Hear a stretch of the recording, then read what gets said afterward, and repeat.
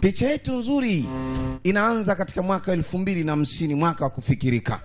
Kuna bwana mmoja alikuwa amekula hela ya Simba Day, lakini anakataa kwenda kufanya show kwa sababu kuna watu wengine walishampa hela nyingi zaidi. Akawa ameenda kujificha sehemu. Sasa amekamatwa akahifadhiwa na bado akawa anakataa kurudi katika sehemu husika. Anatoroka katika sehemu ya kina Ami Kamikaze. Hawa ndo wanaitwa Waboy Kamikaze. Baba we, Scarface, Waboy Kamikaze. Wamepewa kazi ya kuhakikisha kwamba Mbosso Kani anaingia katika ukumbi ama uwanja wa El Clasico. Mkapa hiyo baba, utaki.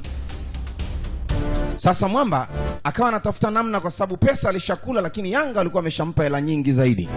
Na akafikiria kwenda kuchukua donge nono la Yanga, maana huku Simba tayari alishachukua. Lakini wataalamu walipoa kazi kina Waboy Kamikaze Scarface hawakumwacha bwana Mbosso Kani. Kazi ilikuwa iko hivi.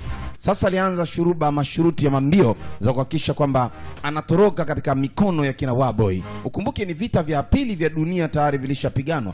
Kwa hiyo ardhi ni kavu sana. Alifanikiwa kupata mahali kuna maji. Sasa akawa ananawa uso kwa ajili ya kupata maji ya kunywa kidogo ili aweze kuondoka sehemu akiwa salama bwana Mbosso. Lakini kina Waboy